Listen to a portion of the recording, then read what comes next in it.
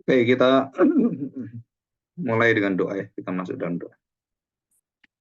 Bapak, kami bersyukur pada saat ini, pada hari ini, biarlah momen dari kerajaan-Mu akan masuk dalam seluruh pikiran kami, mencerahkan, sehingga kami bisa mengerti tentang Engkau lebih dalam lagi.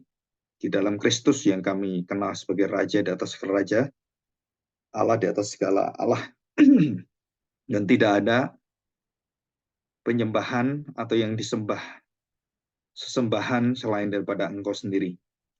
Kami bersyukur jika kami bisa menerima penyingkapan rahasia misteri kerajaan-Mu, dan kami serahkan hati kami, biarlah firman dengan pertolongan Roh Kudus banyak memberikan pada kami satu pengharapan dan hidup di dalam jaminan penyertaan-Mu.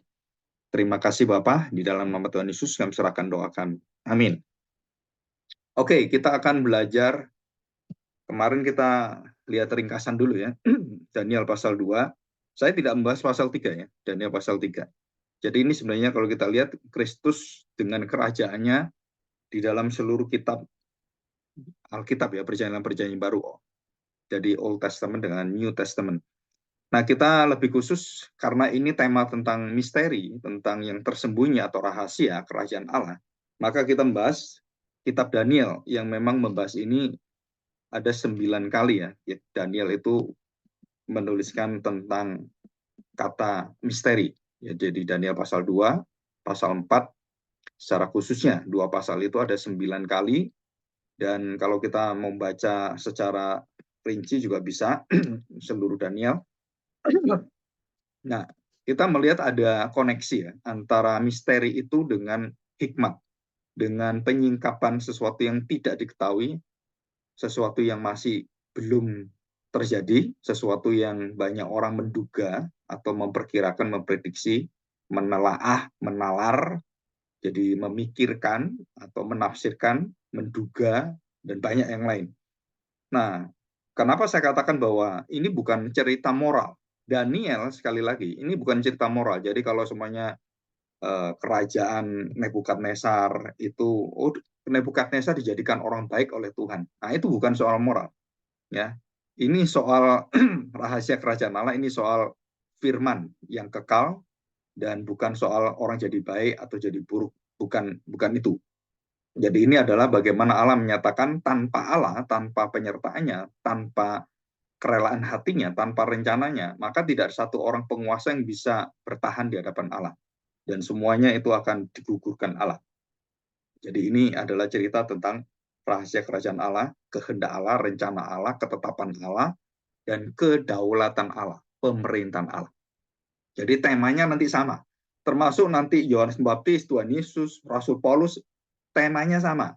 Tema kerajaan Allahnya sama, tujuannya sama, dan ujungnya sama. Apa yang akan kita lihat ada sekitar 3 poin, 4 poin besar lah. Nanti saya jelaskan itu. Dan konsep daripada rahasia yang sudah saya jelaskan dalam dunia modern itu kadang-kadang tidak bisa dikenali ya. Kenapa? Karena dunia modern itu namanya rahasia itu berarti kita belum tahu. Seperti orang menebak, kayak kucing dalam karung itu dapatnya apa gitu kan. Kita nggak tahu kepastiannya. Nah, sedangkan hikmat di dalam Alkitab atau rahasia yang tersembunyi itu, misteri itu bukan kita nggak tahu, karena kita belum diberitahu. Di hadapan Allah, misteri rahasia kerajaan Allah itu bukan sesuatu yang tidak diketahui, itu pasti akan terjadi, dan bukan hanya pasti, dijamin oleh Tuhan tidak akan pernah salah, gagal, dan terluput atau terpleset atau tergelincir gitu kan. Nah, rencana Allah itu tidak pernah gagal. Yang kita ketahui karena ini adalah Allah sendiri yang menyingkapkan tentang hal seperti ini. Jadi ada Allah di surga yang menyingkapkan rahasia-rahasia ini. Jadi bukan Daniel, bukan Sadrak Mesak Abednego, bukan pendeta, bukan orang-orang yang bernujum gitu kan, bukan orang yang prediksi. Nah, di sini kelemahan kita adalah waktu kita melihat tentang tema misteri, itu pikiran kita, oh berarti kita nggak tahu. Oh berarti kita masih menduga-duga. Oh bisa A, bisa B, nggak tahu kita gitu. Nah, di hadapan Allah, dan juga di hadapan kita yang beriman kepada Allah, misteri ini bukan sesuatu yang ditebak-tebak, tapi ini adalah sesuatu yang akan terjadi dan pasti terjadi dan sesuai dengan rencana Allah dan semuanya tepat, mutlak, dan sempurna. Jadi ini bedanya di sini. Jadi kalau manusia, pikiran dunia modern dan juga dalam kamus apa itu rahasia gitu kan, itu beda dengan apa rahasia dalam konsep Alkitab. Karena itu akan terbuka semua di dalam diri Allah, dibukakan. Nah itu arti dari revelasi, pewahyuan adalah penyingkapan. Jadi kita ini menuju pada penyingkapan zaman, terus-menerus sampai nanti kita bertemu dengan Kristus di akhir zaman. Nah semua rahasia ditutup, selesai. Nah tidak ada rahasia lagi. Jadi nanti di surga, sudah tidak ada yang dikatakan sebagai misteri, mencari-cari, oh saya ini selamat, enggak. Kita selamat semua di surga. Kita tidak mencari Allah lagi, tapi kita bertemu dengan Allah. Nah, itu artinya bahwa misteri itu akhirnya digenapi. Ya, apakah ada sesuatu yang kita belum tahu dari Allah? Oh ada. Allah nggak bisa kita mengerti 100%. Nah itu urusan bagaimana Allah membukakan pada kita. Jadi ada misteri yang di antara misteri ada misteri, iya karena kita bukan Allah. Kita selalu tidak bisa mengerti Allah seutuhnya. Nah itu kita diberi, kenapa kita tidak diberikan kemampuan seperti itu? Itu kemampuan Allah sendiri yang mengerti dirinya, dan tidak ada orang bisa mengerti Allah kecuali Allah sendiri. Dan kalau kita ngerti ya karena kita diberi ngerti, gitu ya. Jadi ini batasannya di situ. Nah Tuhan Yesus datang itu adalah untuk mendirikan kerajaannya, mendirikan seluruh daripada kerajaan yang sudah hancur itu yang karena dosa manusia, karena Israel. Nah dia akan memperbarui. Nah kita belajar ini ya. Nah Nebukadnezar mendapatkan mimpi dari pasal yang kedua serta pasal yang keempat secara khususnya gitu ya, penglihatan itu. Kita sudah bahas pasal yang kedua, ada penglihatan sosok manusia, jadi patung raksasa yang besar sekali. Dikatakan patung, itu artinya adalah berhala. Jadi Nebukadnezar ini menjadi berhala, menjadi Allah. Dosanya Nebukadnezar, dosanya raja-raja, dosanya kita semua. Dan dosa daripada Lucifer, itu satu kopian, satu runtutan, dan itu prinsipnya, konsepnya sama. Kita mengkopi semua dosanya Lucifer. Apa itu? Yaitu asap patung itu ada dari kepalanya dari emas. Terus badannya itu dan tangannya dari perak. Perak ya, terus kemudian dari tembaga. Dari perut ke bawah sampai lutut tembaga, dan dari lutut sampai ke kaki itu dari besi dan tanah liat. Ya. Jadi besi dan ada tanahnya, Dan yang terakhir itu adalah kerajaan yang tidak termasuk di dalam seluruh bentuk patung ini, yang berupa batu yang kecil dan kemudian menghancurkan, nah ini ya gambarnya, menghancurkan kaki dan juga meluluhlantakkan dan menghancurkan seluruhnya yang ada. Itu adalah berupa batu dan kemudian menimpa kakinya patung ini atau kerajaan ini dan menghancurkan seluruh kerajaan yang ada di atas menjadi sekam. Jadi bayangkan emas itu yang bagus itu dibakar pun kan emas itu akan semakin kemilau kan. Ini enggak. Dengan kekuatan batu kerajaan itu, kerajaan Allah, semua kerajaan yang ada sampai yang paling mulia, kerajaan paling hebat itu kerajaannya Nebukadnezar, karena dilambangkan sebagai emas, gitu kan di Daniel pasal 2. Itu pun menjadi sekam dan tidak ada sisanya. Jadi 4 kerajaan besar sepanjang sejarah manusia itu dihempaskan Tuhan dan tidak ada sisanya, seperti sekam. Habis-habis. Jadi ini adalah satu gambaran dan termasuk diberitahukan pada Nebukadnezar bahwa kerajaanmu nanti akan sama ujungnya. Seluruh kerajaan yang ada, negara-negara yang ada, negara apapun di dunia ini termasuk Amerika, Eropa, yang berdasarkan tanda petik juga amandemennya berdasarkan Alkitab, itu tidak akan berdiri, dan yang akan berdiri selama-lamanya adalah kerajaan Allah, kerajaan Kristus, kerajaan surga. Jadi semua akan dihempaskan Tuhan, dan hanya kerajaan Kristuslah yang berdiri. Ya, jadi nggak ada kerajaan yang lain kecuali satu kerajaan. Jadi di akhir zaman, di dalam kekekalan itu kerajaan cuma satu. Nah, kita melihat ada penafsiran mimpi ya.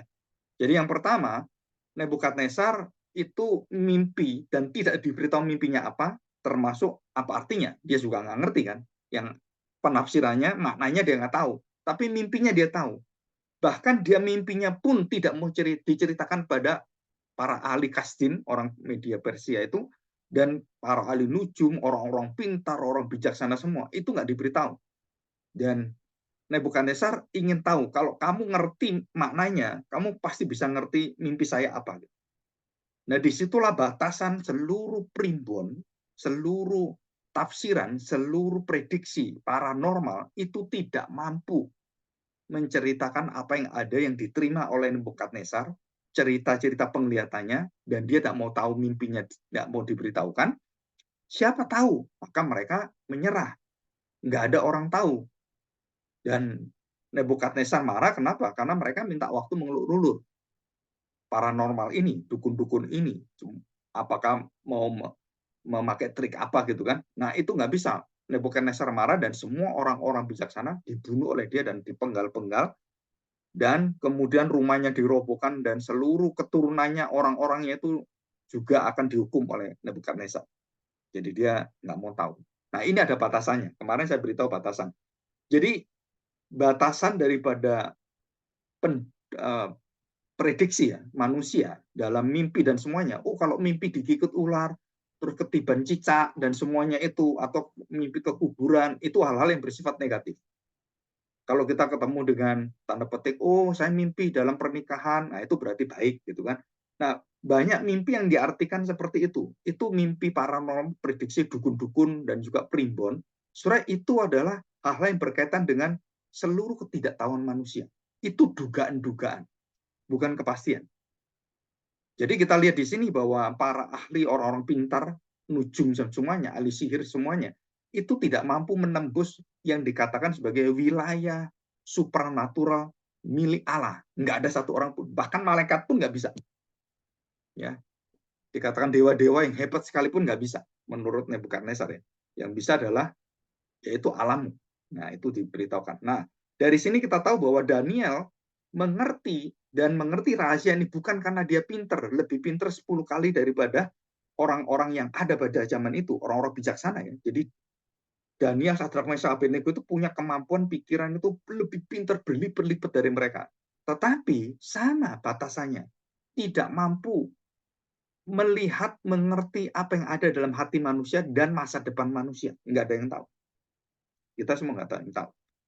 Jadi kita bisa menduga, oh saya sudah rutin pulang ke rumah jam sekian, terus sekolah jam sekian, kerja. Nah itu rutin. So. Yang kebiasaan kita bisa jalan, kita tahu, oh kapan kamu ada besok? Oh saya di kantor. Nah itu bisa. Kenapa bisa? Karena itu sudah rutin. Ya sudah rutin. Tetapi kejadian-kejadian yang lainnya, kita nggak tahu. Di kantor kita kemudian ada orang yang jatuh, orang sakit, kemudian ada yang nggak masuk. Nah, kita nggak tahu. Ya, banyak hal yang kita nggak tahu. Ya di sini. Jadi penyingkapan rahasia itu hanya satu, karena dianugerahkan, diberikan oleh Allah. Nah, ini penting sekali. Kenapa?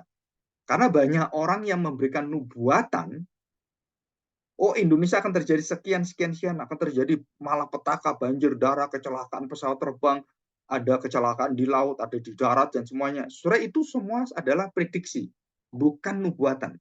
Jadi kalau seorang hamba Tuhan pendeta memberitakan hal-hal yang bersifat mendatang, prediksi, dan dia mengatakan dia bernubuat, saudara, itu tidak pernah dilegalisir, dilegalkan oleh Alkitab. Kenapa? Karena seluruh apa yang ada dalam firman Tuhan itu sudah lengkap, termasuk apa yang terjadi dengan dunia ini.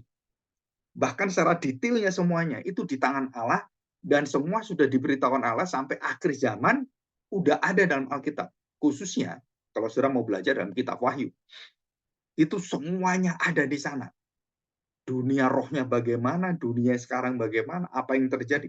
Itu ada semuanya. Secara garis besar, saudara, kita diberitahu dan kita nggak perlu takut. Ya, jadi jangan ada lagi kita percaya dengan nubuatan-nubuatan, tafsiran-tafsiran. Oh, Indonesia akan jadi seperti ini, oh, terjadi seperti ini. Saudara, itu sesuatu yang kalau saya ngomong itu naif ya, konyol. Itu satu kebodohan. Jadi jemaat itu dibodohkan dengan nubuatan-nubuatan sehingga semua jemaat arahnya bukan lagi kepada yang firman Tuhan yang kekal, tapi kepada mencari hal-hal yang bersifat yaitu perdukunan. Bagaimana saya selamat, bagaimana saya harus menghadapi ini. Jadi bukan lagi mereka memberi hidupnya kepada Tuhan. Ya, oke, kita lihat ini ya. Nah, kita lihat sekarang mimpi daripada Nebukadnezar. Mimpi dari Nebukadnezar pasal yang keempat. Ya, saya bacakan ya mimpinya. Saudara perhatikan, Daniel pasal 4 ayat 1. Dari Raja Nebukadnezar kepada orang-orang dari segala bangsa, suku bangsa, dan bahasa.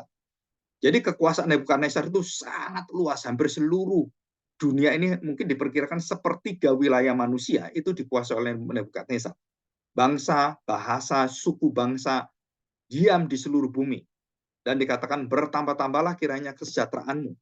Aku berkenan memaklumkan tanda-tanda dan mujizat-mujizat yang telah dilakukan Allah yang maha tinggi kepadaku. Nah, ini penting. Allah yang maha tinggi. Ya, the most high. Jadi Allah the maha tinggi. Jadi God the most high. Dikatakan aku berkenan memaklumkan tanda-tanda dan mujizat-mujizat yang telah dilakukan Allah yang maha tinggi. Betapa besarnya tanda-tandanya dan betapa hebatnya mujizat-mujizatnya. Kerajaannya adalah kerajaan yang kekal dan pemerintahnya turun-temurun. Nah, saudara, ini beda dengan kerajaannya Babilonia, Media, Persia, dan Romawi, kerajaan kemudian Kasdim, dan semuanya. Nah, dikatakan, aku Nebukadnezar diam dalam rumahku dengan tenang dan hidup dengan senang dalam istanaku. Itu semua karena Tuhan. Itu semua karena berkat Tuhan, karena kemurahan Tuhan. Lalu aku mendapat mimpi yang mengejutkan, dan khayalanku di tempat tidurku, serta penglihatan-penglihatan yang kulihat menggelisahkan aku.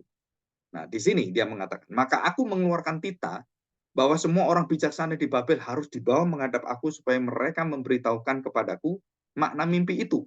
Kemudian orang-orang berilmu, ahli jampi para kasdim, dan ahli nujum semua datang menghadap raja dan menceritakan semua apa yang raja lihat itu raja ceritakan. Mimpinya diceritakan. Tetapi mereka tidak dapat memberitahukan maknanya kepada raja. Ayat ke-8. Pada akhirnya Daniel datang menghadap aku, yakni Daniel yang diberi nama Belshazzar, yaitu namanya dari Nebukadnezar ya, memberikan nama kepada Belshazzar, artinya yang maha kuasa atau yang maha pintar, yang berpikir, atau seorang hakim yang disebut sebagai orang yang pokoknya orang yang berpengetahuan, yang tertinggi, atau disebut juga dewa. Nah, namanya Belshazzar. Belshazzar itu hal-hal yang bersifat menyenangkan, yang menjadi andalan. Menurut dewaku dan yang penuh dengan roh para dewa yang kudus. Nah, dikatakan roh para dewa yang kudus. Jadi roh-roh para dewa. Nah, dikatakan bahwa Allah di sini adalah, saudara, itu Elohim. Elohim itu artinya bukan Elohim ya, tapi Elohim karena bentuknya itu adalah roh. Jadi kalau Elohim itu bentuknya pribadi, maskulin gitu kan, itu him. Tapi karena tidak berbentuk gender, karena roh, dikatakan Elohim. Jadi dikatakan Allah yang adalah roh, yang tidak bergender itu. Dan roh-roh dikatakan roh para dewa yang kudus. Dan ceritakan dalam mimpinya itu. Hai Belshazzar, kepada orang-orang berilmu, aku tahu bahwa engkau penuh dengan roh dewa-dewa yang kudus, dan bahwa tidak ada rahasia yang sukar bagimu. Ya, tidak ada rahasia yang sukar bagimu. Dikatakan demikian, dan bahwa tidak ada rahasia yang sukar bagimu, sebab itu, inilah riwayat penglihatan mimpi yang kudapat, maka ceritakanlah kepadaku apa artinya, maknanya. Nah, apa penglihatannya? Nah, surah ini di gambarnya. Ya, ini kalau saya berikan, ini gambarnya. Pohon yang besar raksasa. Penglihatan pohon dan patung sama-sama besar, sama-sama raksasa, menjulang tinggi dan menembus kepada seluruh. Dan tingginya tuh dahsyat sekali. Jadi bisa melampaui dari semua yang ada. Nah, surah perhatikan ya. Jadi patung yang besar, yang tinggi, bahkan lebih tinggi dari bukit-bukit, itu menjulang tinggi raksasa. Dan pohon ini juga sama, menjulang tinggi raksasa. Nah, saudara, ada sesuatu yang sama yang kita lihat di sini. Apa yang sama? Saudara, menara Babel pun sama. Bisa ngerti nih ya. Jadi raksasa, patung raksasa, pohon raksasa, dan menara Babel yang raksasa juga. Ini dosa yang sama. Dan di dalam akhir zaman ini kita juga mendirikan satu tanda petik.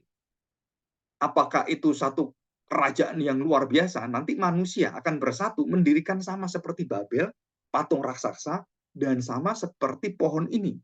Jadi ada kesatuan manusia di akhir zaman nanti akan menentang Allah, dan antikristus yang akan memimpin itu dan mendirikan satu kekuatan, menyatukan seluruh bahasa, agama, dan semuanya. Untuk apa? Menjadi agama baru dan tidak ada Allah. Dan itu akan terjadi di depan kita. Yang dipimpin oleh orang antikris atas nama toleransi, dan tidak boleh agama yang bisa menyakiti agama lain. Silakan beragama, tapi tidak boleh menyiarkan agama dan tidak boleh mempengaruhi orang. Silakan doa-doa sendiri sana, jadi mempengaruhi saya. Jadi seluruh daripada pemberitaan Injil, terang Injil itu dihentikan semua.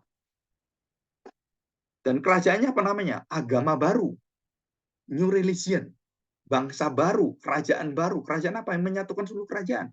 Jadi ini sama persis dengan Menara Babel, Raja Nimrod, kemudian Nebukadnezar, terus kemudian Romawi yang menyatukan dunia, Pax Romana. Wah, ini Romawi itu menjadi kerajaan yang betul-betul luar biasa. Dan terjadi pada zaman-zaman, kita melihat pada zaman Perang Dunia I, Kedua, sama. Siapa tokohnya itu? Hitler. Siapa tokohnya? Stalin. Siapa tokohnya? Ya, ada semua. Di negara Timur Tengah juga ada. Termasuk di dalamnya tokoh-tokoh agama. Yang ini menjadi tokoh dunia, menguasai dunia. Itu dosanya sama, caranya sama, kerajaannya sama, kerajaan kegelapan, kerajaan yang akan dibantai oleh Tuhan, dibinasakan, dihancur, luluh lantakan oleh Tuhan. Saudara, ini sama. Dan dosa ini ada di dalam bangsa Indonesia. Dan ada orang yang berkuasa dan ingin berkuasa, dan terus pohonnya ingin besar. Atas nama bangsa Indonesia, atas nama kepentingan bangsa. Padahal bukan. Itu kepentingan dirinya. Dan itu pun akan dirontokkan oleh Tuhan. Pemimpin yang berkuasa, yang tidak mau turun dari kekuasaannya, itu pasti dihancurkan. Dan tidak ada yang berkuasa selama-lamanya di dunia ini. Jadi mengapa presiden-presiden, raja-raja, perdana menteri itu harus diberi waktu 5 tahun, 4 tahun, supaya apa? Karena membatasi kerakusan manusia. Dosa yang berat ini. Jadi apa itu? Kekuasaan. Ya, itu sangat berat sekali. Oke, saya lanjutkan. Jadi ada apa yang diceritakan oleh Nebukadnezar pasal 4 ayat 10. Adapun penglihatan yang kudapat di tempat tidurku demikian. Di tengah-tengah bumi ada sebatang pohon yang sangat tinggi. Pohon itu bertambah besar dan kuat. Saudara, Tuhan Yesus mengatakan, kerajaan Allah itu seperti biji sesawi. Betul ya? Dan kemudian dia berkembang luar biasa dan banyak burung yang akan bertengger di sana, dan kemudian dia artinya tuh berlindung di sana, berdiam, dan supaya nggak panas, berteduh di sana. Itu sama ya. Jadi kalau kita lihat kerajaannya mirip, tetapi yang satunya dalam kegelapan, yang satu dalam kerajaan terang. Nah, dikatakan di sini 11. Daniel pasal 4 ayat 11. Pohon itu bertambah besar dan kuat, tingginya sampai ke langit, dan dapat dilihat sampai ke ujung seluruh bumi. Wah, saudara, ini pohon-pohon yang raksasa, bukan hanya raksasa, seluruh ujung-ujung yang lihat pohon ini tahu semuanya. Artinya kekuasaannya, wilayahnya, pemerintahannya menjangkau seluruh ujung-ujung bumi. Ya, Tuhan Yesus berkata dalam Matius pasal 28, pergilah ke ujung-ujung bumi. Itu artinya apa, saudara? Kerajaan Allah harus menguasai seluruh ujung bumi. Ini sama dengan penglihatan ini. Jadi sampai ke langit dan sampai dilihat sampai ke ujung bumi. Daun-daunnya indah, buahnya berlimpah-limpah, padanya ada makanan bagi semua yang hidup. Di bawahnya binatang-binatang di padang mencari tempat bernaung, dan di dahan-dahannya bersarang burung-burung di udara. Dan segala makhluk mendapat makanan daripadanya. Kemudian dalam penglihatan kudapat di tempat tidurku, nampak seorang penjaga, seorang kudus turun dari langit. Nah ini, saudara, yang berseru dengan nyaring. Apa seruannya? Demikian katanya. Tebanglah, hentikanlah, stop, selesaikanlah, tebanglah pohon itu dan potonglah dadanya, gugurkanlah daun-daunnya, hamburkanlah buah-buahnya, biarlah binatang-binatang lari dari bawahnya dan burung-burung lari semua dari dahan-dahannya. Tetapi biarkanlah tanggulnya diam, tinggal di dalam tanah, terikat dengan rantai dari besi dan tembaga. Di rumput muda di padang, biarlah ia dibasahi dengan embun dari langit, dan bersama-sama dengan binatang-binatang mendapat bagiannya dari rumput bumi. Nah, ini melambangkan bahwa Tuhan memberikan kesempatan masa pertobatan kepada Nebukadnezar. Jadi kerajaan itu dihancurkan dan diberikan satu tunggul sisa. Nah, kita masih ingat ya, bulu patah terkulai, kemudian ada tunggul isai. Nah, kita masih ingat kan? Ini sama, mirip. Jadi kerajaan Babilonia akan dihancurkan Tuhan, tetapi nanti masih ada sisanya. Tuhan beri kesempatan kepada Nebukadnezar. 12 bulan lamanya. Untuk apa? Bertobat. Dikatakan di sini. Ya, 12 bulan dengan 7 masa itu ya. 7 masa yang sangat berat sekali. Dikatakan di sini, biarlah hati manusia berubah. Nah, ini tujuannya. Tujuannya apa? Pertobatan, perubahan. Jadi Yohanes mengatakan, bertobatlah, kerajaan Allah sudah dekat. Nah, itu selalu berkaitan. Tuhan Yesus juga sama, bertobatlah, kerajaan sudah dekat, sudah di depan matamu. Jadi beritanya sama. Perjanjian lama, perjanjian baru sama semua beritanya. Dan menantikan perubahan hati manusia yang diberikan kepadanya. Kalau tidak mau, hatimu seperti binatang. Demikianlah berlaku atasnya sampai 7 masa berlalu. Titah ini adalah menurut putusan para penjaga, dan hal ini menurut perkataan orang-orang kudus, supaya orang-orang yang hidup tahu bahwa Yang Maha Tinggi berkuasa atas kerajaan manusia. Ini berita penting, ini berita Injil Kerajaan Allah, ini berita Mesias, ini berita Kristus, Raja di atas segala raja. Yang Maha Tinggi berkuasa atas kerajaan manusia dan memberikannya, berhak memberikannya. Dia rela kasih kepada siapa? Kepada siapa yang dikehendakinya. Bahkan orang yang paling kecil sekalipun dapat diangkatnya untuk menjadi raja, seperti Presiden Jokowi. Seperti nanti siapa yang diangkat? Orang-orang kecil. Kemudian jadi presiden. Jangan sampai lupa daratan, lupa kekuasaan, ingin berkuasa terus. Seperti Nebukadnezar juga sama. Oh, kepingin terus. Maka dihancurkan oleh Tuhan. Itulah mimpi yang kudapat. Dan jelas Daniel memberikan makna pohon itu apa. Nah, ayat 20. Pohon yang Tuhan kulihat itu yang bertambah besar dan kuat, dan yang tinggi sampai ke langit dan terlihat sampai ke seluruh bumi. Yang daun-daunnya indah dan buahnya berlimpah-limpah. Dan padanya ada makanan bagi semua yang hidup. Yang di bawahnya ada binatang-binatang di padang dan semua seperti yang di atas. Tuanku itulah, ya Raja. Tuanku yang telah bertambah besar dan kuat. Kebesarannya sampai bertambah-tambah sampai ke langit, dan kekuasaan sampai ke ujung bumi. Tentang yang Tuanku lihat, yakni seorang penjaga yang kudus yang turun, yang berkata, tebanglah, binasakanlah, dan kemudian hamburkanlah semuanya. Sesudah dikatakan di sini, semuanya berlaku atas engkau sampai 7 masa berlalu. Inilah maknanya, ya Raja, dan inilah putusan yang maha tinggi mengenai Tuanku. Tuanku akan dihalau. Saudara perhatikan ya, pribadi ini ya.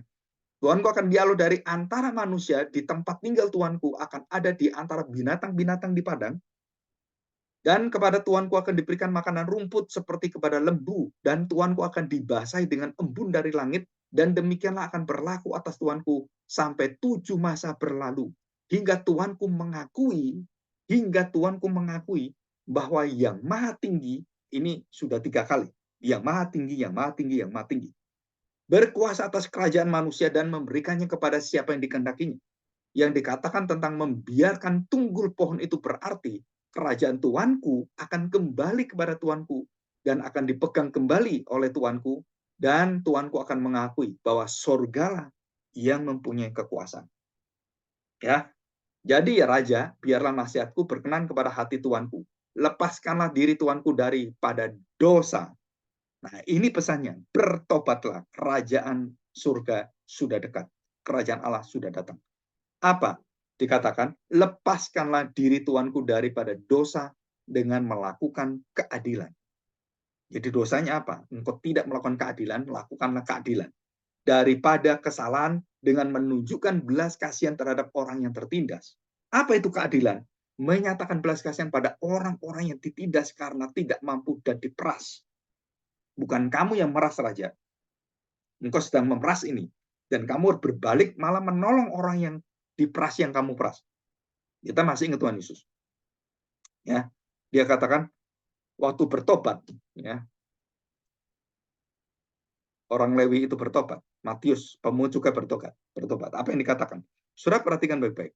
Dia akan mengembalikan orang yang pernah dia peras 4 kali utangnya. Nah, kemurahan hati. Jadi apa artinya? Ada perubahan hati, ada satu yang berubah dalam hidupnya. Dan dikatakan di situ, itu menunjukkan dengan belas kasihan. Jadi Injil Kerajaan Allah itu ada beberapa poin penting. Kedaulatan Allah, keadilan Allah, dan keadilan Allah dinyatakan dengan kemurahannya untuk menantikan apa? Pertobatan kita. Dan waktu kita bertobat, kita berhati adil dan kita suka bermurah hati kepada orang-orang yang tertindas, yang tidak bisa hidupnya itu, yang sangat kasihan, yang hidupnya di dalam kemiskinan, kepapaan, dan semuanya. Itu inti daripada kekristenan. Jadi kekristenan itu bukan cuma kita belajar teologi seperti kita mendengarkan firman Tuhan selesai. Bukan. Itu orang Kristen yang otaknya itu besar, kepalanya besar, hatinya kosong. Tapi kita diberi hati yang penuh dengan murah hati. Bukan hanya kita ngerti, tapi turun dalam hati kita dan turun dalam tangan kita, kaki kita untuk bertindak. Jadi semuanya itu akan terjadi seperti yang dikatakan dalam penglihatan itu. Nah, ayat yang 29, Saudara perhatikan ya. Semuanya ini terjadi atas Raja Nebukadnezar, sebab setelah lewat 12 bulan, ketika sedang berjalan dia jalan di atas istana Raja Babel.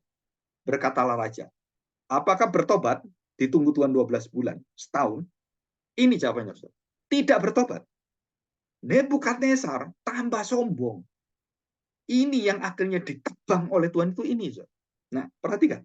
Apa yang dikatakan Raja? Berkatalah Raja, bukankah itu Babel yang besar? Wah, dia lihat kerajaannya sampai ke ujung-ujung bumi. Wah, terkenal sampai ujung langit. Gitu kan? Dikatakan, wah, Babel itu besar. Yang dengan kekuatan kuasaku. Bukan kuasa Tuhan. Jadi dia kan diberitahu, kamu itu bisa seperti karena kekuasaan, kekuatan, dan kemuliaan dari Tuhan. Bukan kamu. Tapi dia mengatakan, enggak. Lihat itu Babel besar. Oh, ini kekuasaan saya. Daud jatuh dalam dosa yang sama dengan Nebukadnezar. Menghitung tentaranya. Menghitung kekuatannya. Wah, ini saya sekarang aman, nyaman. Kenapa? Saya dijamin dengan kekuatan ini. Termasuk, saudara, kalau saudara punya uang di bank, 10 miliar, wah, saya tenang.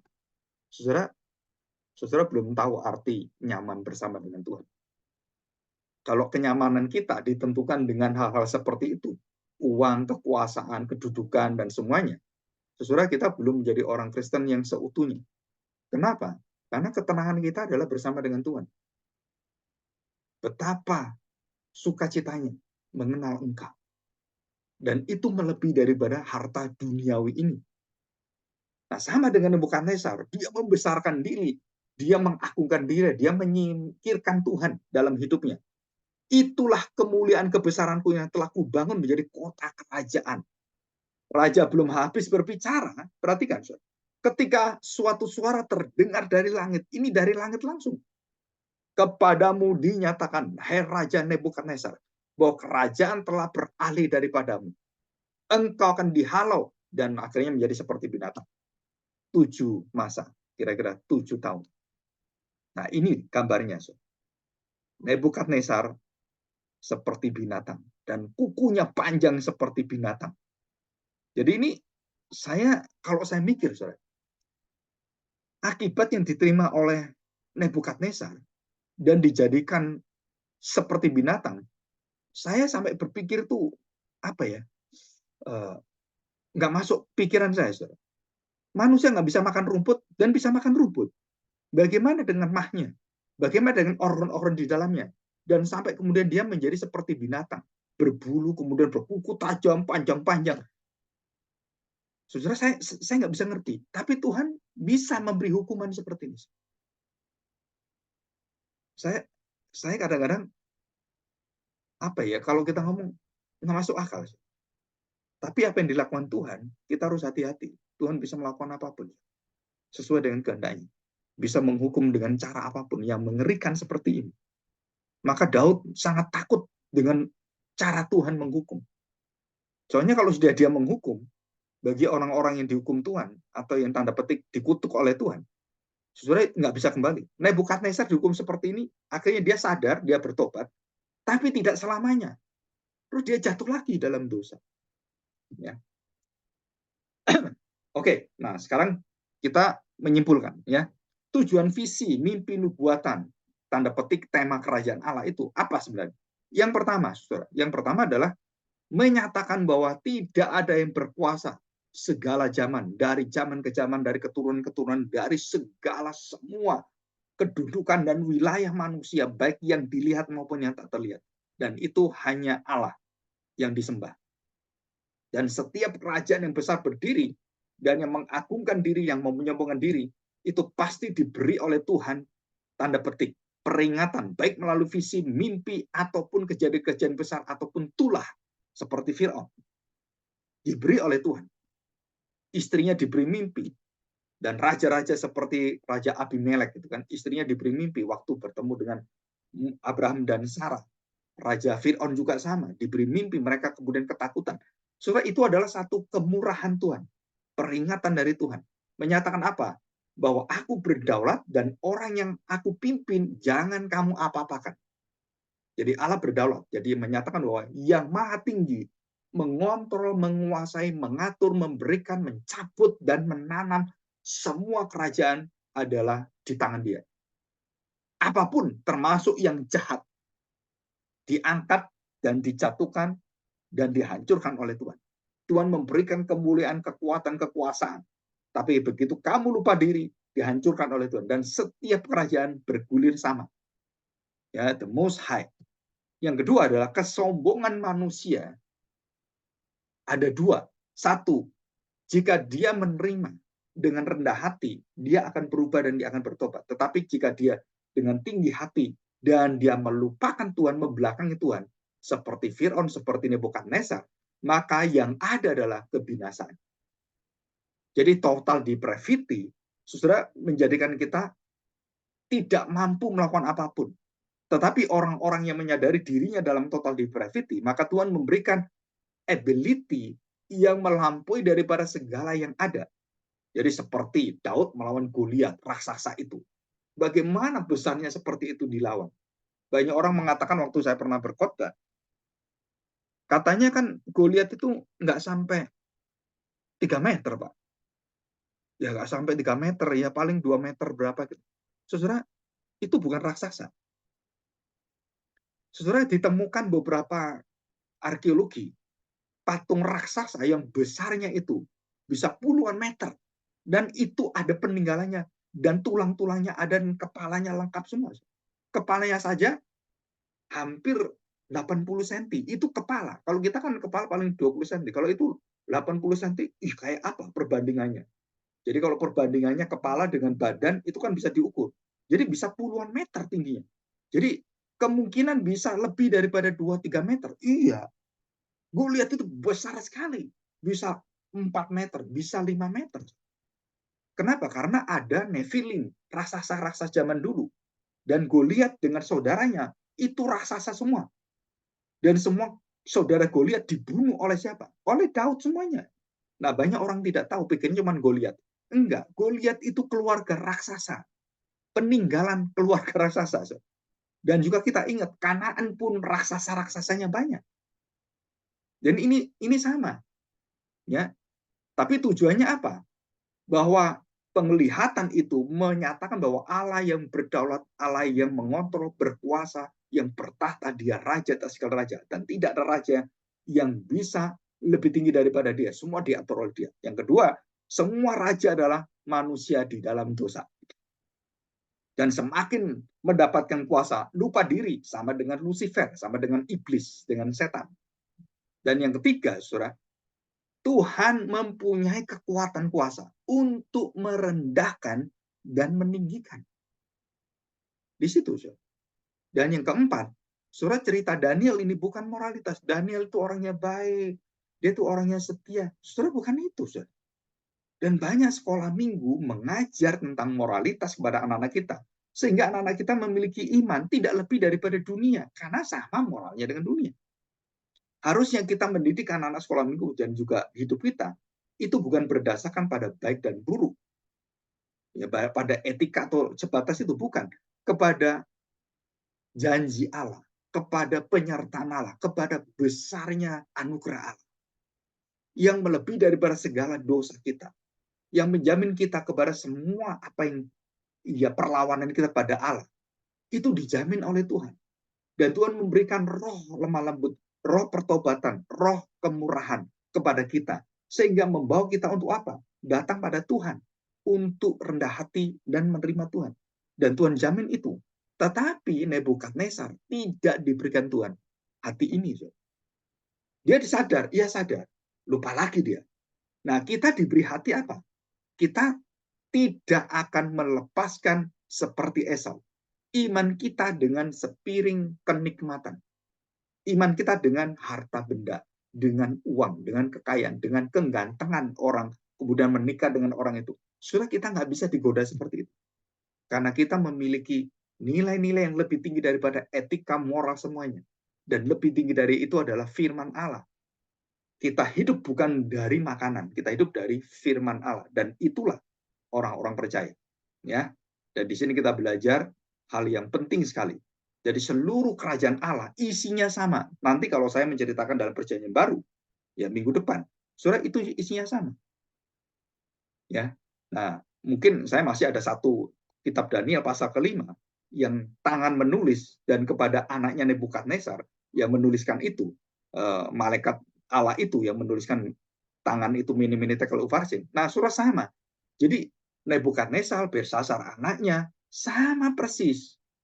Apa dosa yang sama? Total depravity. Kerusakan hati manusia, dosa itu, saudara, itu tanpa anugerah Allah, tanpa Allah menjamin Kristus, seluruh penderitaan itu sebagai kita nggak ada satu orang pun yang diselamatkan. Ya, bukan berarti kita boleh berdosa gitu ya. Kita berjuang dan kita tahu ujung hidup kita kemana. Ya, oke, saya pikir cukup sekian. Kalau ada pertanyaan nanti silakan.